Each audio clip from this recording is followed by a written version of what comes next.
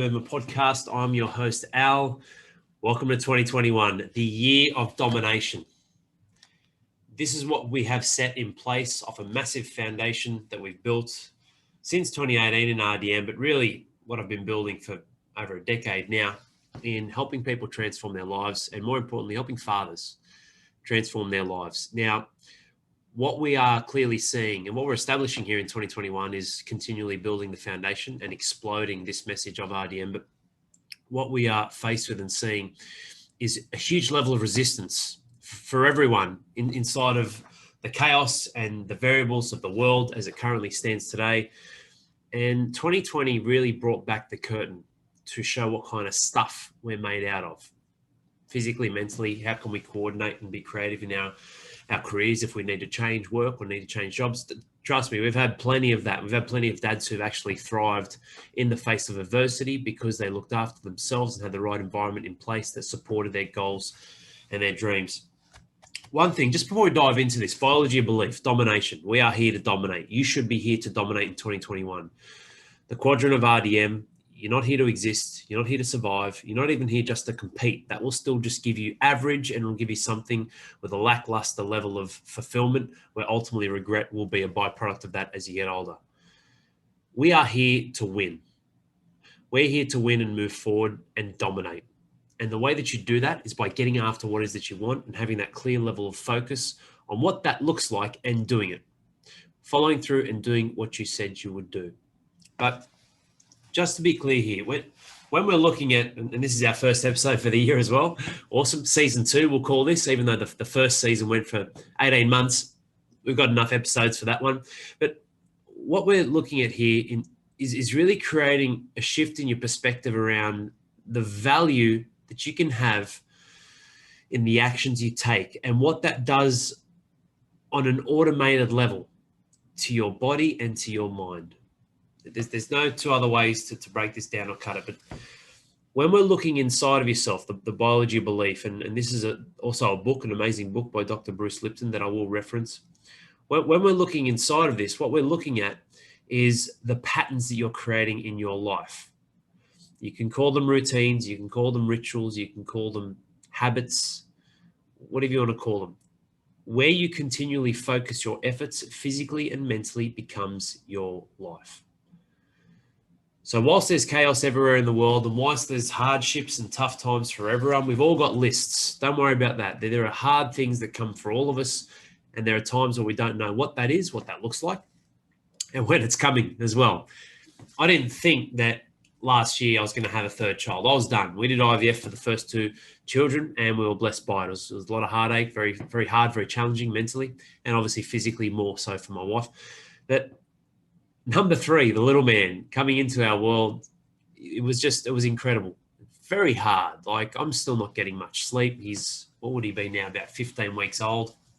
And you guys know what it's like. Your fathers, right? Whether you got 15-year-olds, 5-year-olds, or 25-year-olds, there is always a period where you have something in your life you want to enhance or improve, and it's really hard to get because of the different hats we wear. And one of the hardest ones and the biggest ones is fatherhood.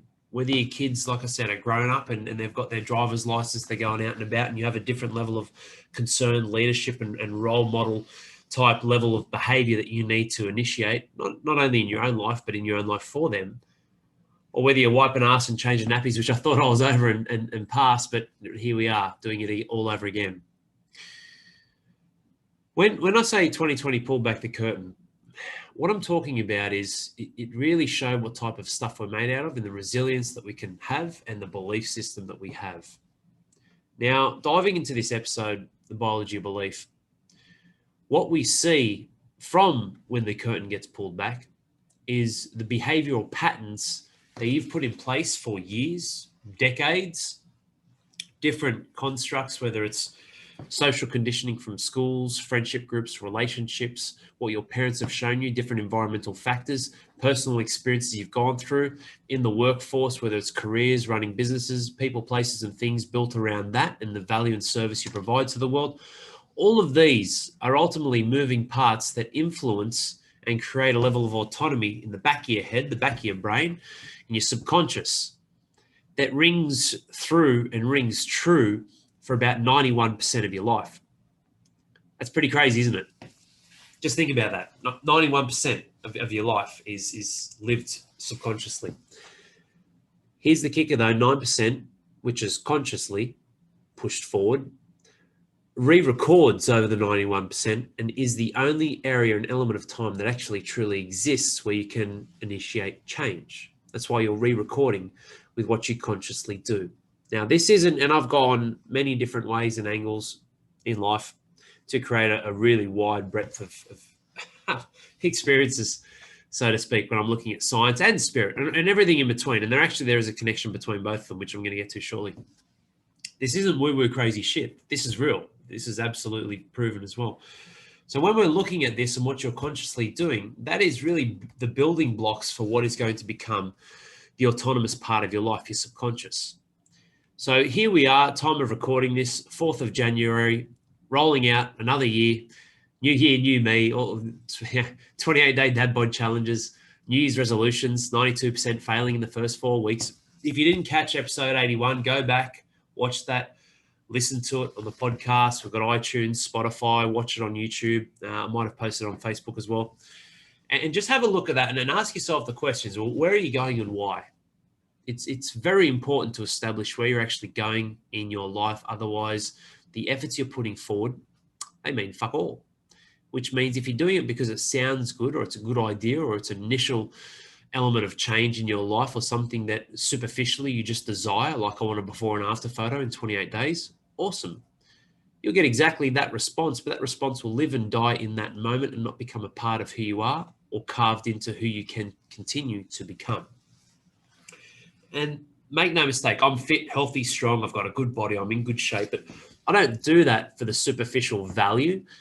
I do that because of the capacity built inside of my life and the performance, because of the mental toughness, but also the mental release where I can just create some space and time out for myself. And the physical performance is a byproduct. Yeah, I might not be rippling with an 8-pack, but my aesthetics certainly putting me in a position where I can perform. I have the energy to perform and outperform my children. And that's how it'll stay until I'm 70 and they're 40 or 50 or 80 and they're 50 and 60. This is what I will continue to lead by example with my actions first. So when we're looking at this, the biology of belief, I want to quickly crack open Bruce Lipton, phenomenal guy. His book is one of very few, probably 4 or 5 that have changed my life massively. It's only a small book as well. He's an epigenetic scientist who basically founded stem cells back in the 70s. Maybe it was discovered before then, who knows? I mean, there's a lot of gray areas around science and releases and what we get shown as the general public. But either way, Bruce Lipton was an amazing pioneer in the space of understanding the consciousness of your cells. It's in all of my books. I'm not giving them away. Tribal you can have, alex@realdadmovement.com.au.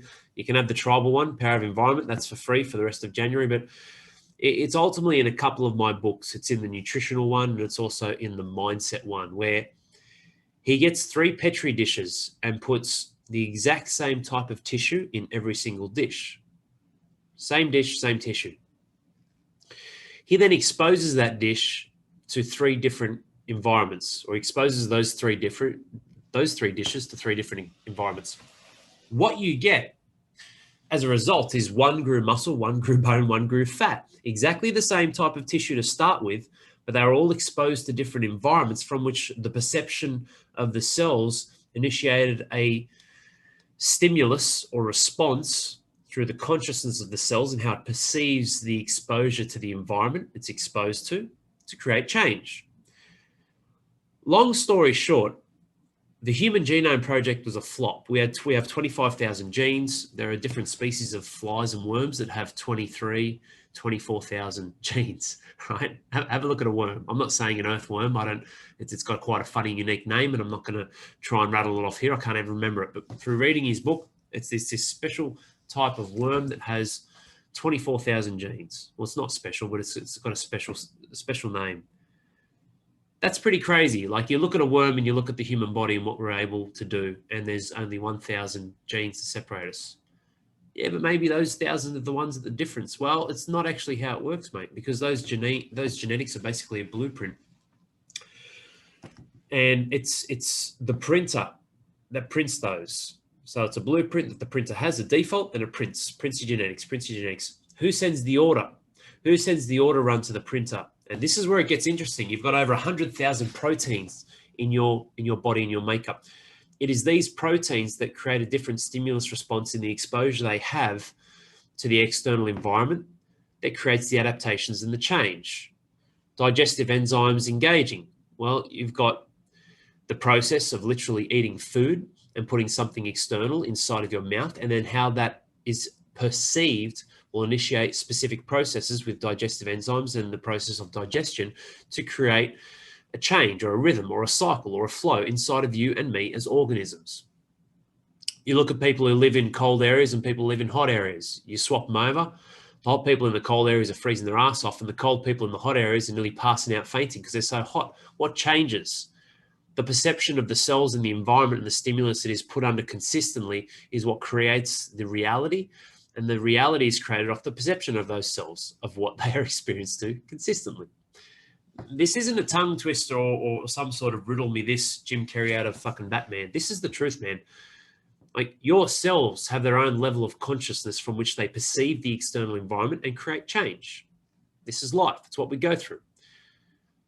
So when we're looking at the monstrous control center of your brain, wherever that's located, your brain in your heart or your spirit or your will, what we have here is a connection of points that identifies who you are as a man, how you turn up, how you choose to see things, and the actions that you take inside of your life. This is my point, mate. At a cellular level, your body is doing this. And there are times when you can have that awareness from what I've just explained with simple examples, and times where you don't. It's autonomous, where they are literally, through the consciousness of the cells, perceiving the external stimulus or the environment and adapting and creating a change or a response. The exact same applies to our life, mate. Macro and micro, zoom in or zoom out as much or as little as you want. This is the truth. So when you're rattling off these New Year's resolutions, when you're pushing out this low-level stuff, when you're promoting these things that you know don't have depth, you know they don't have sustenance, that there is no light at the end of the tunnel. It's purely a quick fix. It's delaying the inevitable. It's putting you in a position where you're spiraling out of control, not only because you failed this and you will fail this, but because you've failed it 6 or 7 or 10 times over. It might have had a different name, might have been a specific type of shake, might have been a specific type of nutritional regime, might have been a certain program at a gym, a certain trainer. It doesn't matter. I'm not blaming, judging, and I'm certainly not here to talk about competing with them. We are fucking worlds above anything of that, because what we do is we help the fathers in their life, on their terms, win the second half in life. Why and how? Why? Because this is very important. It's your life as well. I don't care what you give up and do and sacrifice for the family. That's great. But are you being 100 so you can give 100? Yes or no? Very hard to be at the top all the time. And ultimately, understanding that this is your life. This is your world. Your children are a part of your world. Your relationships, they're a part of your world. Your work, everything around you is a part of your life. So fuck, man, why wouldn't you want to win the second half? Like, why wouldn't you want this? This is a critical thing, because before you know it, another 20 years passes and you're in your 50s or your 60s, 70s, and all of a sudden it's like, well, shit, where did my life go, Al? Like, I'm in the twilight days now. There's not much left, and my body's definitely not physically able anymore, which means I'm mentally run down and I'm feeling worn out, because everything you do physically affects you mentally. And ultimately, just like I said earlier, there's been low-level energy and performance in your life, which has led to you feeling like an even bigger failure because you've failed every single program that's been low-level bullshit, or it's been some magic pill or shiny object that's been sold to you to go, this one will be the one. This is the answer. This is the answer. What makes you different from all those shiny objects, Al? You might ask. Or maybe you don't, because you've seen enough of RDM. You clearly understand that this is something that is built around a system of human beings and coaches in your corner that covers every area of your life with what your true north is, how to tap into your primal power to get physical and mental energy moving forward, and how to have the right accountability in the tribe and the coaching to stay connected to what it is that you must do. These are incredibly powerful things. Our 5 pillars, the 5 key points of RDM, when you have that at the highest standard, it encases every element of your life and then tailors towards your life so that you win on your terms. That's why we're different. The focus and the elements of energy that we've put forth into and with you across the board of your life is tenfold anything that you're going to put in your mouth, or you're going to go and burn or do, or have, a calorie counting thing, or do your walks, or any of that sort of stuff.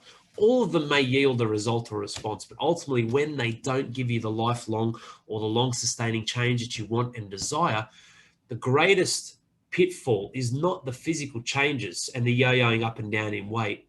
It's your mental attitude towards yourself and life. Why?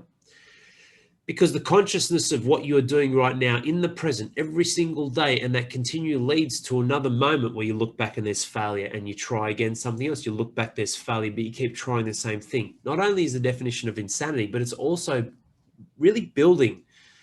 This is hard, man. Like, it's really building. It's creating and building and reinforcing a loser's mindset, a losing mindset. There's just something wrong with me. It's just the dad bod. It just is what it is, Al. I'm not saying you need to have an 8-pack and train 3 hours a day, but when people talk about the dad bod and just is what it is, or I'm getting old, or just what happens with age, man, that is bullshit. There's a father, Steve Cotton. I'd love to get him on for a podcast. A good friend of mine, him and his son, world champion water skiers. And Steve is in his 70s. He's got bricks for abs. Like, I would be blessed to have abs at his age. I don't even have those now, but I've got a very good body. I'm very strong. But this guy has looked after himself incredibly. He's in his 70s, runs a massive business, runs his own business. He's doing incredibly well. He continues to do well and move towards big goals and things he wants. Like when we asked him when he turned 70, oh, what's the plans now, Steve? And I was stirring him up. Like, I don't believe in retirement or the way that it's constructed. That word doesn't exist in my eyes, because retirement, the way that it's socially baiting people or putting out as a carrot, is, hey, do all this sacrifice, do all these different things, and just work and basically give away a large portion of your life when you're more often than not most physically healthy and strong, and put a lot of that into your work and into your children, so that by the time you're old, you can just retire and do nothing. Who wants to do nothing? There are so many cases and stories I've seen where people have retired. Some have just died because they've had nothing left. The mind's gone, the body goes. But a lot of people have gone downhill very, very fast to live life as a vegetable. So when we're talking about retirement, I was stirring Steve up. I said, oh, Steve, what are you going to do, mate? You're 70 now. You got all the money in the world, mate. Just kick back, relax. You can retire. And just stirring him up. He's like, no, mate, no, I'm seeing what I can do in the next 10 years till I hit 80. I've got bigger things to build again. That answer that he gave me and the fellas at the gym was one that purely showcased the autonomy, the 91% in his life, because of what he's done in that 9% conscious awareness, being present and action taking, and building the confidence and courage to go, yes, this is what I need to do, and I'm going to get after it, which builds his competence. So he does do it, which means he gets results, which means he gets certainty. Uncertainty is when you take no action. You'll always get certainty from actions you take. There'll always be a result. Whether it's good or bad, you know where you stand. All of that was something that was pure, fast, quick, easy, part of his subconscious, part of who Steve is, because that's what he's been building. So I need you guys, and this is a slightly different, yes, it's time sensitive to a degree, but you can still listen to this or watch this in March, in Easter, first quarter gone. Halfway, June, where am I? July, here we are, half the year's gone. Okay, summer again. What do I need to do?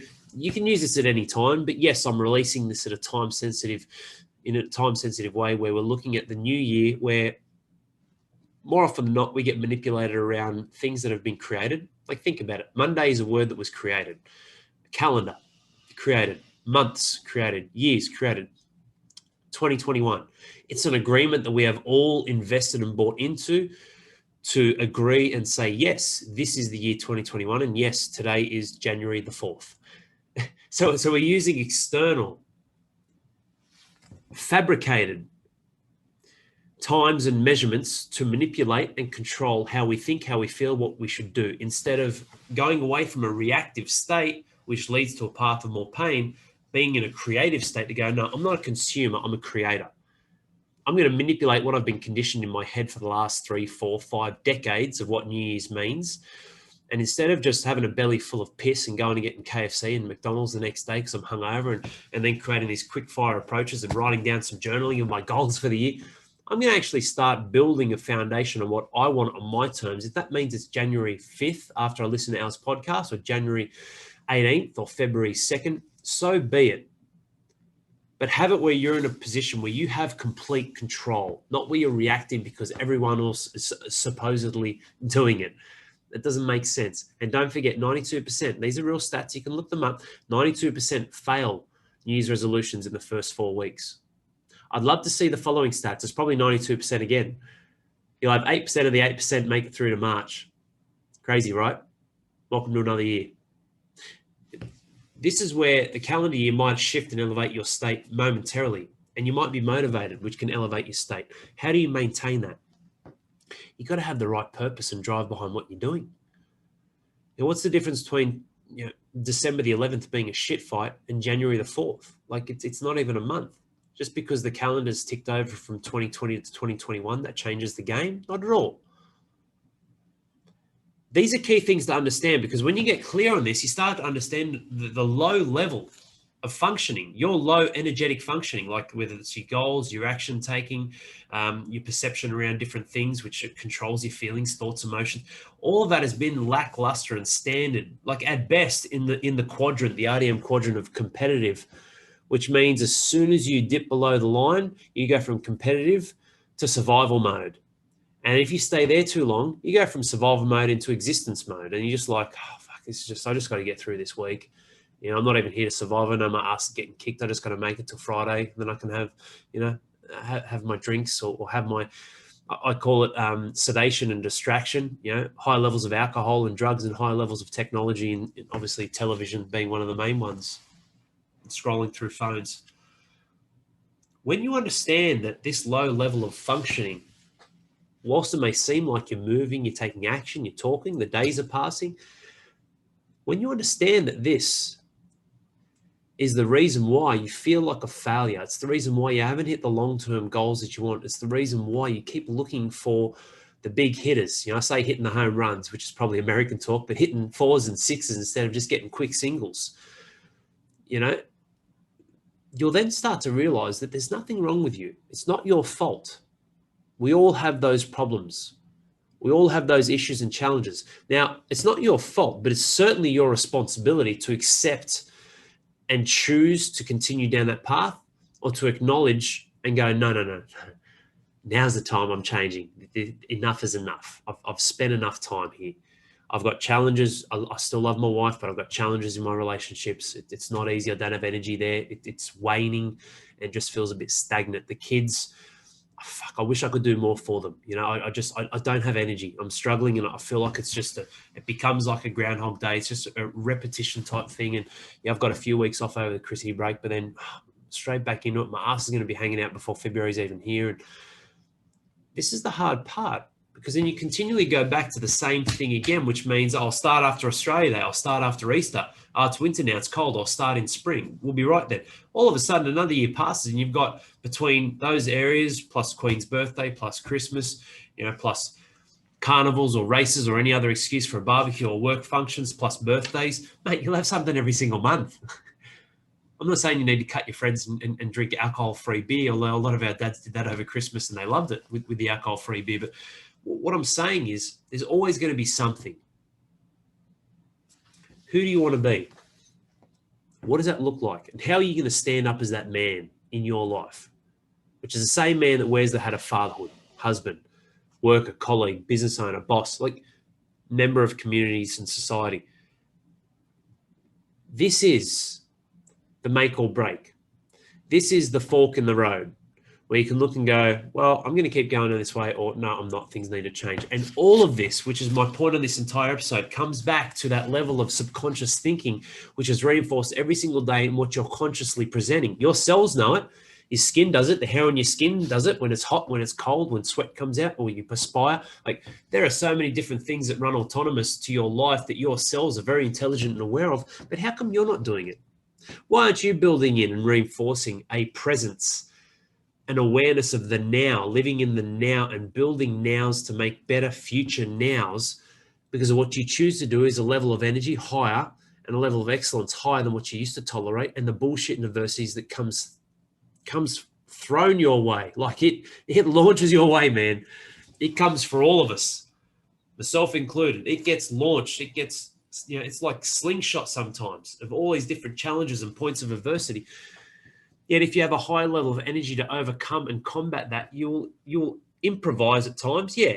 You'll be flexible and strategic and adjust. Yeah. But you'll overcome and adapt everything that you face because you have that higher level of being and purpose.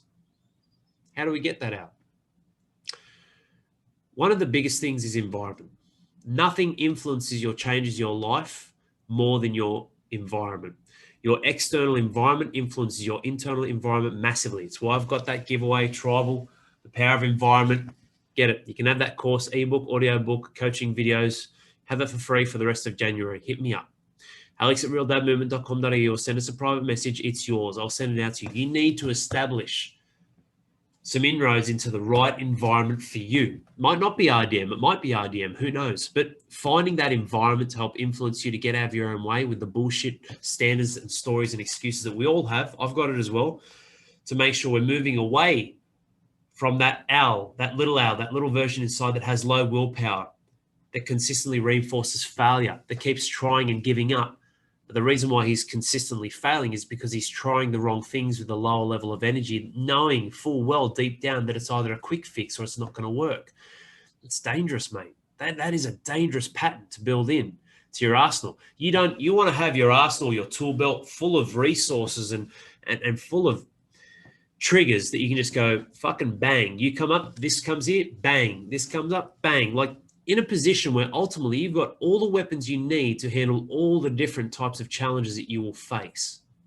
And a lot of the times it comes down to not being super disciplined, just being disciplined long enough so it becomes part of your makeup, being effective with how you structure your time, having the right environment in your corner, and then applying that level of non-negotiables in planning your work and working that plan around that time structure so that you don't need to rest or rely on willpower. Willpower is almost a fucking scam. I'm telling you, man, it really is.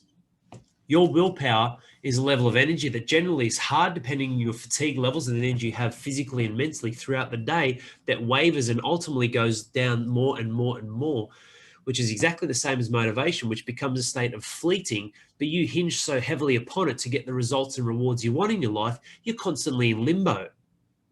You are literally drifting and floating through life. It feels like smoke and mirrors. I just don't, where am I? Here I am. Or what's that? Who is this bloke? You're looking in the mirror and going, what?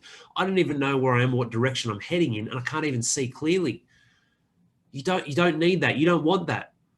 You don't need excess amounts of discipline. You don't need excess amounts of willpower. What you need to do is set yourself in this now to get the low-hanging fruit and create non-negotiables, have the right environment and tribe in your corner, be effective and structure your time the right way.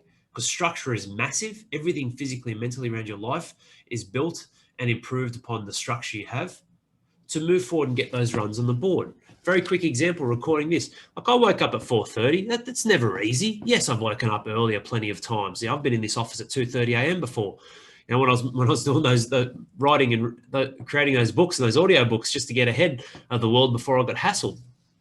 And the little man number 3 was, he was almost going to come at 26 weeks. That's pretty dangerous. Obviously, you guys know that's very, very early.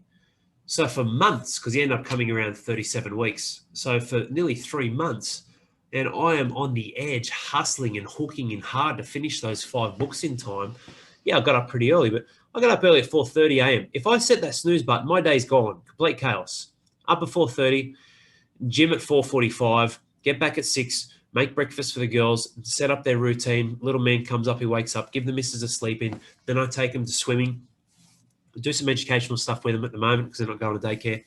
Take them swimming. We have a family outing swimming. Come back, organise a few things for my members at home and a few different bits and pieces. Got some new members that came on board, onboarded them, head straight to the office. I've got my day in the office right here and now. Had the podcast set up, had different advertisements set up that I'm doing, having a look at our coaching structure and what we're currently doing to roll out for the dads, our different challenges, all things around RDM. Beautiful. About to head home after this podcast, help out with family with the dinner, then some more work afterwards, then some time with the missus. It's all set. Time with the missus is only a little bit today. We've got a date night on Wednesday, Thursday morning, and Saturday night. It's all set.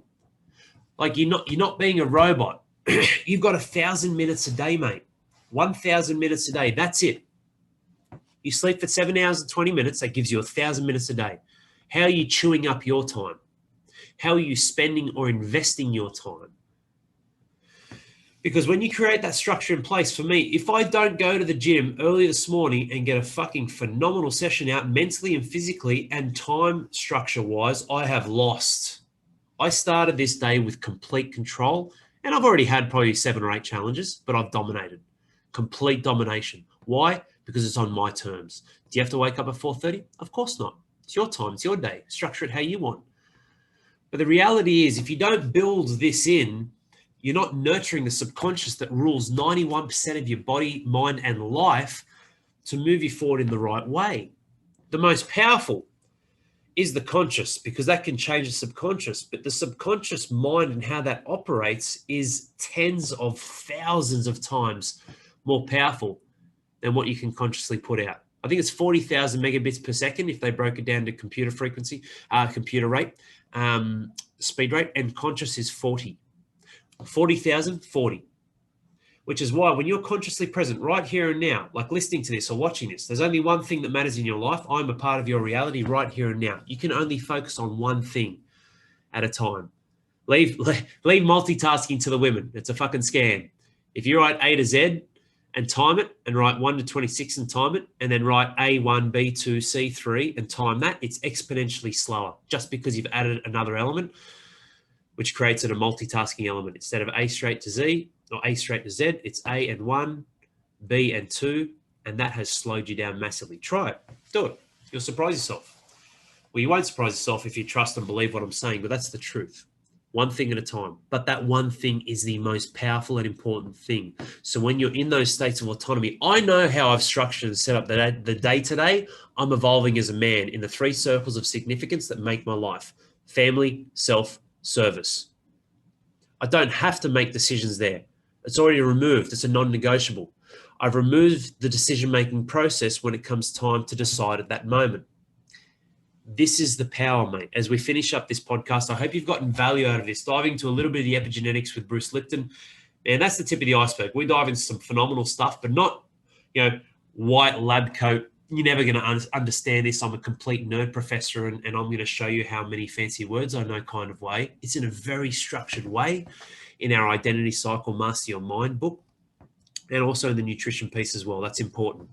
You are what you eat eats. So understanding how that affects you and you at a conscious level with your cells reinforces how important it is with the control center, the large portion of you that's connected to your heart as well, inside of who you are, to turn up the right way and to plan the right things and initiate those so you consistently in the nows, in the present moments, moving forward and creating the greatest fucking recording over your subconscious, so that when shit hits the fan, when the tough times come, when you feel like your back's against the wall, you push off that wall, you double down, you triple down, and you move ahead, and you are a fucking champion and you win.